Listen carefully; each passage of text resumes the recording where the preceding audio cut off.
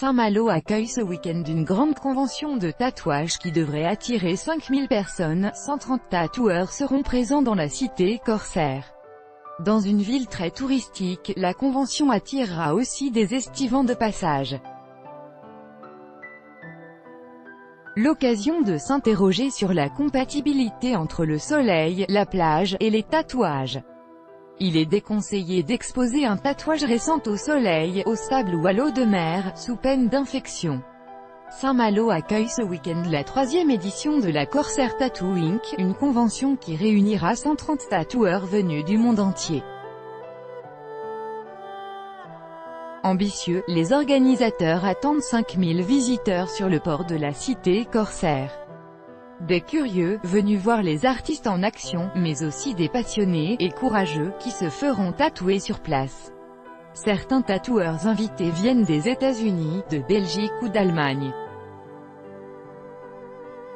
C'est une occasion rare de prendre rendez-vous avec eux, explique Khalil Mokhtar, tatoueur né à l'origine de l'événement.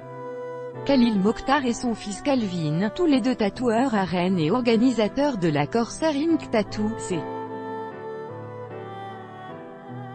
Alain, 20 minutes organisée en juillet dans l'un des sites touristiques les plus visités de France. La convention va aussi voir défiler quelques touristes en vacances dans le coin.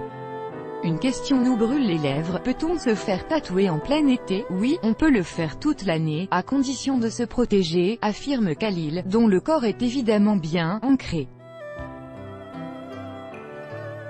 L'encre et le soleil, ils ne sont pas bons copains. Un tatouage très récent ne devra donc pas être exposé directement au soleil, encore moins au sable ou à l'eau de mer, au risque de voir une infection de déclarer.